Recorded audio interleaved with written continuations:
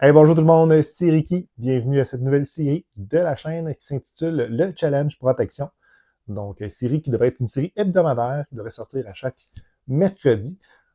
Pour ceux qui suivent la chaîne, vous savez à quel point j'adore la protection et je me suis dit, bon, c'est intéressant de jouer en protection. Il y a des personnages qui sont plus forts que d'autres en protection, mais pourquoi ne pas tous les essayer en protection? Et ça va être ça le but de cette série. En fait, c'est de jouer tous les héros dans leur ordre d'apparition. Donc, on va commencer avec la boîte de base jusqu'aux héros d'aujourd'hui, donc jusqu'à Magneto. Et au fil que la chaîne, que la série va avancer, mais il va y avoir d'autres héros, évidemment, qui vont se rajouter. Donc, on va les jouer tout en ordre contre tous les héros qui sont sortis. Donc, le principe, en fait, c'est de ne pas jouer, exemple, Spider-Man contre l'entièreté des méchants, mais c'est de jouer, exemple, Spider-Man contre un personnage de la boîte de base et ainsi de suite. Donc, on va jouer, par exemple, Captain Marvel contre là et on va poursuivre de cette façon-là jusqu'à temps qu'on arrive avec les héros récents et les méchants récents. Pourquoi je fais ça? Ben, c'est parce que j'adore la protection. Je trouve que la protection, c'est une unité qui est la moins aimée, mais qui est pourtant une des plus intéressantes, à mon avis. La protection, c'est souvent difficile à partir. On doit builder davantage. C'est des parties un peu plus longues. Je pense que c'est un peu pour ça que j'adore la protection. Euh, et ce qui est intéressant, c'est qu'il y a des personnages qu'on ne voit jamais en protection. Et là, on va essayer de les optimiser. Donc, chaque deck, on va faire toujours un deck tech, en fait, avant de faire la partie. Donc, ça va être un peu le concept de la série. Et chaque deck, on va essayer de l'optimiser le plus possible. En protection, en fait, il n'y a pas juste la défense parfaite. Donc, on peut jouer en défense parfaite avec le kit de défense parfaite. Donc, en fait, le concept d'un deck défense parfaite, pour ceux qui n'ont jamais joué protection ou défense parfaite, c'est ne jamais subir de dégâts pour bénéficier davantage. En fait, soit piocher des cartes, soit par exemple retirer de la menace. Donc, ça va être, ou faire des dégâts, en fait, ça peut être ça. Donc, il y a des decks qu'on va jouer en défense parfaite. Il y a des decks qu'on va jouer sur la 4 réexploitée, donc repurpose, non, en fait, donc qui permet de redresser notre personnage en ayant des meilleures statistiques, en défaussant une carte tech. Donc, il y a des personnages qu'on va jouer de cette façon-là. Maintenant, il y a une nouvelle habilité. Une nouvelle habilité. Il y a un nouveau type de deck depuis Diablo, donc depuis Nightcrawler, qu'on va appeler les decks riposte, qu'on va faire des dégâts dans le tour de l'ennemi pour bénéficier davantage donc du piochage de cartes avec, je l'ai ici, avec revers de fortune. Et évidemment, il y a bien d'autres façons de jouer la protection. Donc, chaque deck, on va essayer de trouver la meilleure façon de jouer chaque deck avant le début de la partie. Puis après ça, on va jouer contre le méchant. Donc, on va jouer contre l'entièreté des ennemis, avec l'entièreté des héros. Et ça dans l'ordre. Ce n'est pas du rétro gaming, puisqu'on va jouer avec des cartes qui sont sorties au moment que je fais la vidéo. Donc, ça, c'est super important. Et donc, pas de rétro gaming, vraiment sorti. Et le seul, en fait, la seule liberté que je me donne, c'est que si c'est un pack campagne, ou exemple le pack de la boîte de base plutôt, je me permets de jouer les héros dans l'ordre que je veux. Donc, par exemple, dans cette vidéo-ci, première vidéo, on va commencer avec la base, malheureusement. On va jouer contre Rhino, mais c'est correct comme vidéo d'introduction. Ça correspond bien à l'idée de la vidéo. Donc, on va jouer contre Rhino. Et Rhino, on a les 5 héros de la boîte de base. Et j'ai décidé, en fait, de commencer avec She-Hulk contre Rhino. Et par la suite, ben, on va les jouer les 4 autres avec, évidemment, en ordre. Donc, en ordre de sortie, soit Cla, après ça, Ultron. On va jouer aussi avec les scénarios, les packs de scénarios qui sont sortis, et ainsi de suite. Donc, ça se peut, j'ai pas calculé, mais ça se peut, par exemple, qu'on tombe avec Groot qui joue contre Ronan. Ça se peut que ça soit ça. Mais quand c'est des packs de campagne, je me laisse la liberté de choisir l'ordre des héros. Sinon, on va les jouer en ordre d'apparition, donc au niveau de chacune des vagues, donc de l'ordre d'apparition de FFG quand ils nous ont sorti les packs. Fait que nouvelle série pour la chaîne. Sinon, ben, entre la série, il va y avoir des vidéos comme à l'habitude, puis des petites vidéos spéciales par-ci par-là. Parlant de vidéos spéciales, si vous n'avez pas vu le vidéo au-delà du jeu de Aaron Hurd, j'ai mis énormément de temps, donc je rappelle de cette vidéo-là, je vous conseille énormément d'aller le voir. Vidéo super intéressante qui parle au niveau du visuel des cartes Et on risque d'avoir une autre vidéo du style dans les prochaines semaines, prochains mois. J'ai déjà une idée de qui ou deux, j'ai des suggestions. On va voir si ça va être qui le prochain héros pour la série au-delà du jeu. Donc aujourd'hui, on se concentre sur la protection et on va commencer avec She-Hulk à l'instant. Donc commençons la première partie, mais juste avant, on va faire le deck tech. Donc on va faire la liste de, en fait, des cartes qu'on va jouer aujourd'hui. Donc la decklist qui va se retrouver dans la description du vidéo. Quand je fais un deck protection, évidemment, je regarde les statistiques de mon personnage pour me diriger. Ici, Miss Hulk, elle a un défaut. Elle a très peu de contre, ce qui est une problématique. Par contre, elle compense par son attaque, donc 3 d'attaque, ce qui est très fort, évidemment. 2 de défense, donc 2 défenses. Est-ce que je suis capable d'améliorer cette défense-là avec son kit de départ? Malheureusement, non. Donc, est-ce que la défense parfaite, c'est ce qui est plus intéressant pour Miss Hulk, donc chez Hulk, pas nécessairement. Par contre, elle a 3 d'attaque, donc on va vouloir attaquer souvent et pour en finir le plus vite possible. Et elle a un gros avantage, en fait, c'est qu'elle a 15 points de vie, donc on peut jouer sur cette capacité-là aussi pour la redresser. Donc, au final, on va jouer sur l'archétype de la redresser. On va aller dans cet archétype-là. Donc, on va monter le deck en conséquence de la redresser.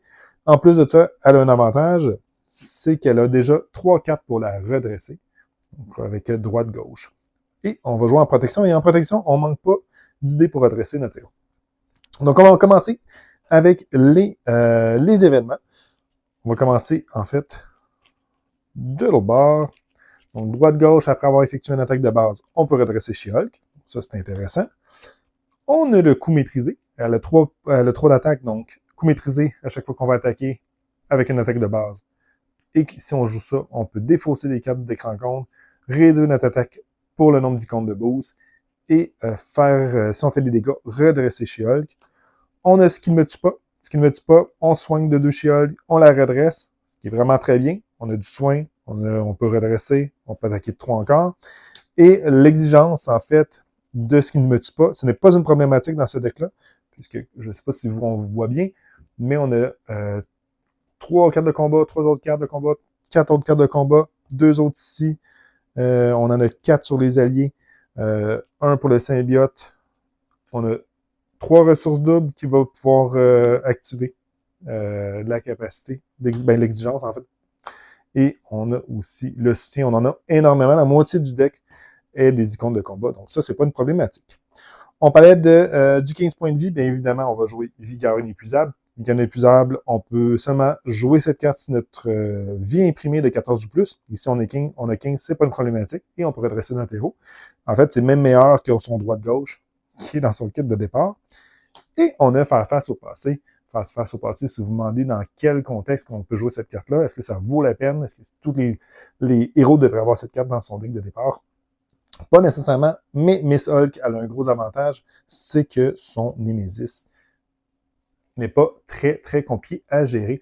Donc, Titania, 6 points de vie, aucune capacité vraiment spéciale. Elle n'a pas de ténacité, c'est pas dur à gérer. Oui, on ne pourra pas attaquer le méchant avec faire face au passé, parce qu'on se rappelle, on redresse notre héros, on pioche 3 cartes, et on ne peut pas attaquer le méchant ce tour-ci. Et après ça, on retire faire face au passé de la partie. Mais c'est comme si Titania avait juste 3 points de vie, parce qu'on va redresser Miss Hulk, peut-être aller attaquer Titania, peut-être le redresser pas la redresser, mais le retourner dans l'alter ego, hein, puisque Titania a juste une menace. Donc, ici, Titania, vraiment, c'est pas un Némésis qui est difficile à gérer. Faire face au passé, ça vaut la peine.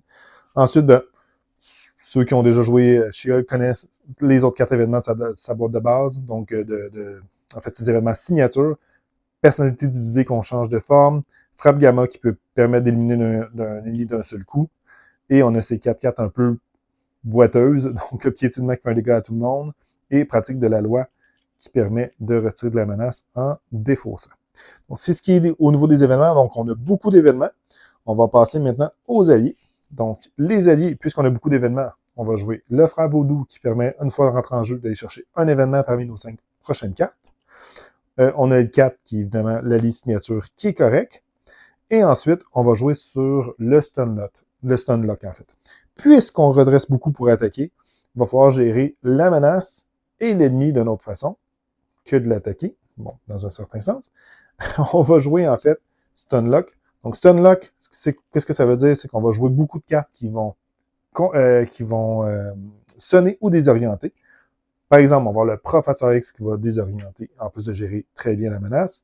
On va avoir Iceberg qui va gérer les sbires en les sonnant. Mockingbird pour sonner l'ennemi. Iron Fist qui, à chaque fois qui attaque et un ennemi peut retirer un jeton. Il y a 2 jetons sur lui pour le sonner. Et on va avoir Daredevil. Daredevil, il n'y a pas rapport là-dedans, mais Daredevil a un avantage, c'est qu'il y a 3 points de vie pour 2 coups et on a 5 cartes ressources pour pouvoir le jouer.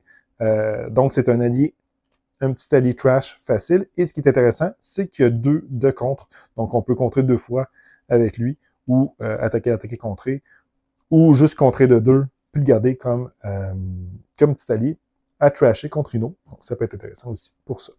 Au niveau des améliorations, bon, on a Rage contrôlé qui est évidemment une des cartes, une des meilleures cartes de She-Hulk. Ça fonctionne bien avec ce qui ne me tue pas. On perd la vie pour pouvoir en gagner. Ensuite, on a 2 autres cartes pour sonner. Avec la force humaine, surhumaine. On a le costume symbiotique. Pourquoi? Ben, on se redresse énormément. On a, je pense, 13 cartes pour redresser She-Hulk. Donc, ça vaut la peine d'augmenter ses capacités. Et intense concentration. On a quand même beaucoup de cartes super pouvoir. Donc, justement, il y en a déjà 2 ici. Quelques cartes d'action qui ont super pouvoir. Ça vaut la peine. Malheureusement, gauche-droite, c'est pas un super pouvoir, mais on en a quelques-uns. Donc, pour réduire nos coûts. Parce que, oui, She-Hulk, elle est intéressante. Elle a le gros de la vie. Elle a des bonnes statistiques, mais elle a une taille de main ridicule. Donc, on va vouloir avoir des ressources. Parlant de ressources, on va aussi pouvoir avoir des ressources avec le Queen Porter. Et sinon, ben, si jamais on est sonné, ça va être difficile de se redresser, d'attaquer avec certaines de nos cartes. On va avoir l'infirmière de nuit pour faire ça. Et le département judiciaire, c'est correct, c'est pour retirer de la menace quand on en a besoin, puisqu'elle n'est pas très bonne pour gérer la menace. Les ressources doubles, on a les 3 de base. Et on en a les 2 pouvoirs de la protection. Évidemment, c'est surtout pour ceux qui ne me tuent pas. Mais nos alliés sont quand même des alliés dispendieux. On a des alliés à 3, 4. Donc, ça vaut la peine d'avoir le pouvoir de la protection aussi. C'est une compte libre. Une compte libre aussi. Donc, ça peut, dans certains scénarios, être un avantage. Donc, thématique de She-Hulk, vraiment se redresser pour pouvoir mieux attaquer. On y va vraiment pas avec la défense, hein, parce qu'on souvent on va dire la protection, c'est bon pour défendre. Mais ici, on va utiliser la protection pour attaquer. Il y a 40 cartes dans le deck. Il y a plusieurs autres cartes qu'on aurait pu mettre qui fonctionnent très bien avec She-Hulk. Par exemple, je m'en avais sorti quelques-unes. On a plaquage, étant donné qu'on a beaucoup d'icônes de points, ça peut être intéressant. On attaque, on fait des dégâts et on sonne. Ça peut être une très bonne alternative. C'est très très bon, en fait, dans le deck de She-Hulk. Mais j'ai décidé de m'en passer aujourd'hui. On a indéfectible. On peut seulement jouer ça quand on a 14 points de vie. Et ça nous permet de gagner solide. Mais étant donné qu'on se redresse tellement souvent et qu'on a l'infirmière de nuit, je trouve pas que ça vaut vraiment la peine ici. On a temps mort, puisqu'on risque de retourner alter ego héros. Ça vaut la peine d'avoir 2 de récupération de plus. Avec She-Hulk, c'est intéressant parce qu'elle a déjà 5 de récupération. D'en avoir 7, c'est un peu abusif, mais c'est très bon. Et viens par là, mon pote. Ça peut être très, très bon aussi. Aller chercher des sbires pour se soigner et pour gagner un état tenace, ça peut être très bien. Mais pour le soin, ça devrait dépendre des scénarios. C'est bon, mais il fallait couper. Mais ça pourrait être une excellente carte aussi dans She-Hulk. S'il y a des ajouts que vous pouvez faire, je conseille d'utiliser plaquage. Viens par là, mon pote, c'est bien. Et je ne joue pas réexploité, puisqu'on faut jouer sur les améliorations tech. La plupart des améliorations tech qui valent la peine coûtent 2 à 3 dans le vert. Plus réexploité, je trouve que c'est beaucoup machine à gaz pour pouvoir redresser She-Hulk quand on peut la redresser de d'autres façons, donc avec vigueur inépuisable. Fait que ça met fin à ce petit deck tech. On va commencer. Mise en place. On joue, on rappelle, on va jouer en expert tout au long de cette série. Expert toujours avec standard 3. Donc, pour Rhino, 15 points de vie. 15 points de vie aussi pour She-Hulk. Ensuite, pour la mise en place, Rhino, une fois révélé au niveau de son stade 2, on va chercher casser et emporter. Casser et emporter, une fois révélé, on va mettre une menace de plus par joueur. Donc, ça commence à 2 plus 1, 3. Un icône de boost. Donc, un icône d'aléa. Et sinon, aucune menace sur la manigance principale. Mais le gros défaut de Rhino, pas le gros défaut, mais la grosse difficulté, si on peut appeler ça une grosse difficulté, c'est sa menace. On peut vraiment se faire surprendre rapidement si on ne gère pas la menace. Juste une petite 4 qui manigance de plus et on perd. L'avantage avec Rhino, c'est qu'il manigance de 1. Donc, c'est pas tant une problématique, mais quand même, la plupart des parties qu'on va perdre avec Rhino, c'est pas nécessairement parce qu'il nous a fait des dégâts, mais c'est parce qu'on a mal géré la menace. En fait, on va se faire avoir par la menace. Il y a quand même quelques cartes, mais il n'y en a pas beaucoup qui ont 3 icônes de boost. En général, ça va être plus... Je pense en moyenne avec Rhino, ça doit être 1,5, 2. Il y a beaucoup de cartes à 0, beaucoup de cartes à 1. C'est quand même assez un de base. Mais quand même, il y a vu qu'on joue en expert, il y a quelques cartes qui ont 3 icônes, surtout si jamais notre Nemesis sort, on a sa manigance annexe, il y a 3 icônes aussi. Donc, il va falloir qu'on gère. Jennifer Walter, mise en place, parfait, ça c'est fait. On débute avec sa taille de main de 6. Donc, on a une ressource double, droite-gauche. Donc, ce qu'on veut, c'est du setup. Donc, Professeur X, droite-gauche, personnalité divisée. Ça, j'aime ça. On a une double énergie, une ressource double et pratique de la loi. Malheureusement, personnalité divisée, on en a juste un dans le deck. J'ai pas de carte verte, donc ça, présentement, ça me sert absolument à rien. On va garder la ressource double. Ça, on va enlever ça. Et là, j'hésite. Est-ce que je retourne? Je retourne en alter ego. Je repioche ma main. Si on a une autre ressource double, je pourrais faire ça. Je vais tenter de garder ça. On va garder le Professeur X parce qu'il peut gérer rapidement casser et emporter. En plus d'être un bloqueur, si jamais on ne retourne pas. On va retirer 3 cartes. On va avoir force surhumaine, coup maîtrisé et intense concentration. OK.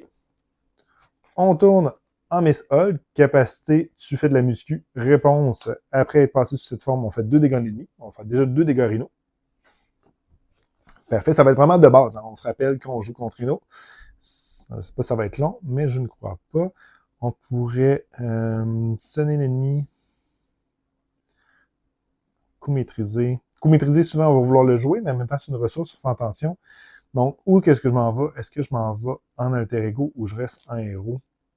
En même temps, j'aurai un bloqueur gratuit. Ça serait niaiseux de s'en passer. Je pourrais jouer ça comme ça et jouer ça pour le sonner. Donc, le sonner désorienté, ça serait quand même bien. Ouais, on va faire ça. S'il est sonné, par exemple, pour le Professeur X, c'est un peu ridicule. Il ne pourra pas bloquer. Donc, on ne jouera pas force surhumaine, puisqu'on veut bloquer avec le professeur. Donc, ce qu'on va faire ici, puisqu'on ne jouera pas, on va payer 2 de ressources et force surhumaine pour jouer le Professeur X. Quand il rentre en jeu, on va décider de désorienter un ennemi. Il va aller contrer la manigance annexe cassée et emporter. Avoir un dégât consécutif. Ensuite de ça, personnalité divisée, c'est bon.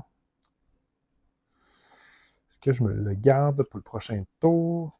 Je pourrais jouer intense concentration, garder personnalité divisée. Encore là. Ouais, ça pourrait être intéressant de faire ça. Au lieu de faire peut-être 1 ou 2 dégâts de plus, on va jouer intense concentration. On va aller attaquer Rhino. Il va aller à 3 points de vie. 3 points de vie. On va y faire 3 points de vie. Elle est forte chez Hulk, mais pas à ce point-là.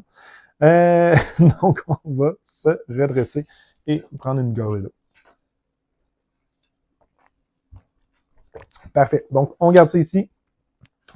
Une ressource double, coup maîtrisé, force surhumaine. Parfait. Tour du vilain. Tour du vilain. Il va rajouter un de menace. Il nous attaque, on va bloquer avec le professeur. Plus 2, professeur, il est vaincu. 4 de rencontre. Sinistre frappe, placer un jeton, ça poursuivi par le passé. Et ensuite, le méchant vous attaque. Donc, il va nous attaquer, on ne bloquera pas. 3 plus, on rajoute un jeton avec Alliance Maléfique. On va subir 3, aller à 12. Parfait. C'est à notre tour. Donc, ce qu'on va faire ici, on va vouloir passer en alter ego pour piocher les cartes. Donc, on veut réduire notre taille de main. Ce qu'on va faire, dans ce cas-ci, il nous faut trop de ressources pour jouer ça. C'est pas une action, c'est pas une carte super pouvoir. Donc, on va garder ça comme ça. On va attaquer coup maîtrisé. Donc, 3 coups maîtrisés. On va défausser 0. On va faire 3 de dégâts. Et puisqu'on a fait des dégâts, on redresse. Ici, je vais rattaquer de 3. Voilà 4. Puis 3 ressources, personnalité divisée. Donc, on change de forme et on pioche jusqu'à temps d'avoir la taille de main. 1, 2, 3, 4, 5, 6. Parfait. Ensuite, on va retourner en héros. On va subir 2 de dégâts. Elle a 2 points de vie.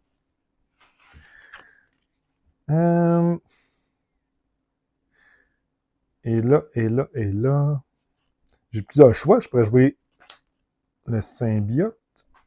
Ça ne me donnerait pas trop d'avantages. Ce qu'on va faire, c'est qu'on va continuer de l'attaquer. Je vais vouloir jouer ce qui ne me tue pas. On va juste regarder c'est quoi qu'on a.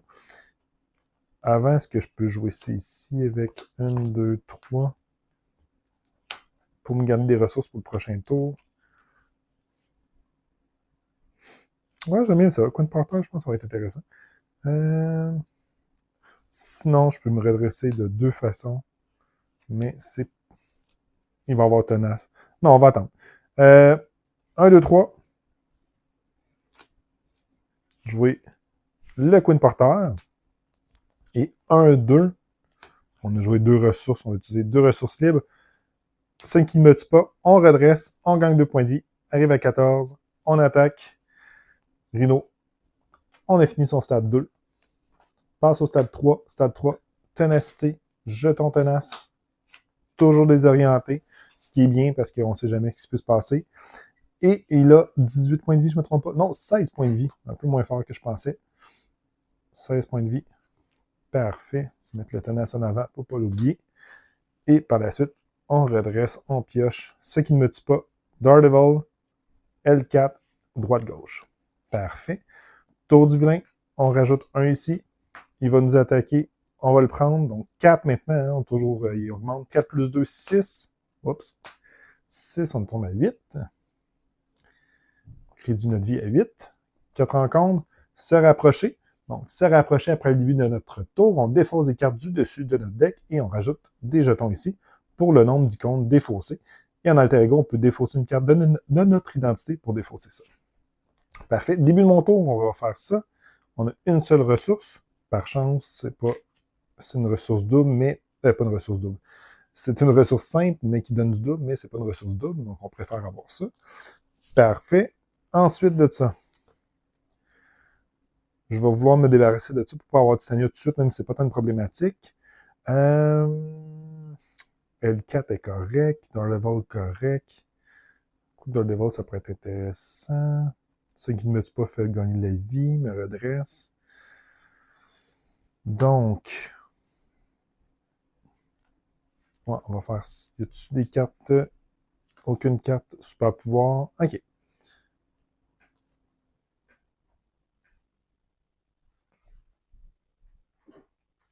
On va l'attaquer de 3. Si je l'attaque de 3... OK, on va l'attaquer de 3 pour retirer le tenace.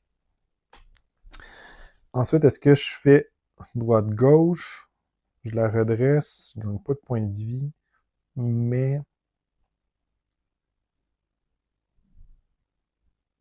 ça ne me donne aucun avantage de faire ça. Donc non, je vais laisser ça comme ça. On va payer 1, 2. Jouer ce qui ne me tue pas. On la redresse. On gagne 2 points de vie. On remonte à 10 points de vie. On va attaquer Rhino de 3. Voilà, à 13. Ensuite, on va tourner en alter ego. Utilisez défausser une carte de votre main d'identité pour pouvoir défausser cette obligation. Et on va garder Daredevil parce que, juste parce que. On se redresse. 1, 2, 3, 4, 5. Donc 2 rages contrôlées. Piétinement, une ressource double et vigueur inépuisable. Parfait. Tour du vilain, il rajoute 1, on va faire objection. Donc, quand une manigance est censée être placée, on l'annule. Et Rhino, ben, il est désorienté. 4 rencontres. Charge, on l'attache à Rhino. Quand Rhino attaque, il gagne des ferlements. Et après ça, on défausse charge, plus 3 d'attaque. Donc, on va faire une attaque de 7. OK. Donc, une attaque de 7. J'ai-tu de quoi pour... J'ai-tu de quoi pour le sonner? Non, rien pour le sonner. Donc si j'ai rien pour le sonner, je vais peut-être remonter à 15. De toute façon, je peux la redresser. OK. On prendrait pas de chance. De toute façon, on n'est pas stressé, on n'est pas pressé. On tourne de l'autre côté, change un effet de dégâts, arrive à 11 points de vie. Ensuite, on va jouer Daredevil. Là, il est plus désorienté au cas où qu'on soit pas chanceux. Non, on va jouer. Non, on ne jouera pas Daredevil tout de suite. On va payer 1, 2, 3. Non, ou 1, 2, 3. Et jouer une rage contrôlée. Rage contrôlée, on incline rage contrôlée, on subit un dégât pour piocher une carte. Piétinement, donc 2 piétinements. Bon, rendu qu'on est rendu, on va payer 3. On va jouer une autre rage contrôlée. Perdre un point de vie, piocher une carte, tomber à 13. Faire face au passé.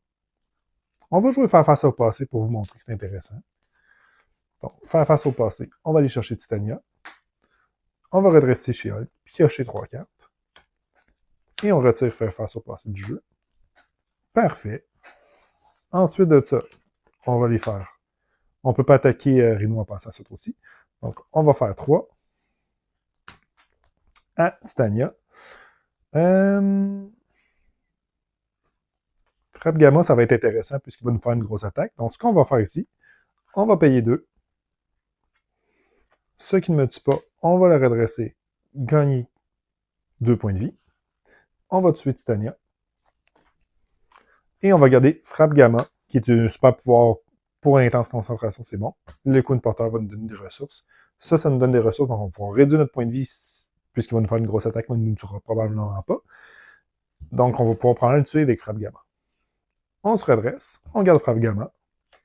Le frère Vaudou, département judiciaire et Mockingbird. Tour du vilain, rajoute 1. On va faire une attaque de 7, on ne bloquera pas. 7 plus 2, 9. 9, on va aller à 6 points de vie. Ensuite, 4 rencontres, sombre dessin. On place un jeton là-dessus. S'il y en avait encore un jeton, il aurait manigancé. Mais là, il ne manigancera pas. Ce qu'on va faire, c'est qu'on va aller rechercher Titania que j'aurais dû mettre dans la défense en passant. Et c'est ici, plus ces 3 cartes. On a 3 cartes. Titania, en plus, elle n'a pas garde. Mais défi personnel, ça rentre avec 4. Et ça a une icône de crise. Ensuite, ça va être à notre tour. Ah oui, ça, il fallait défausser ça.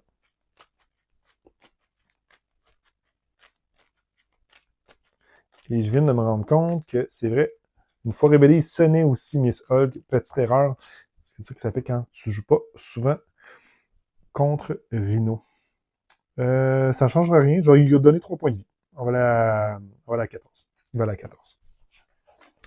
Parfait. On va commencer par perdre 2 à la 4, puis piocher 2 cartes. 1, 2.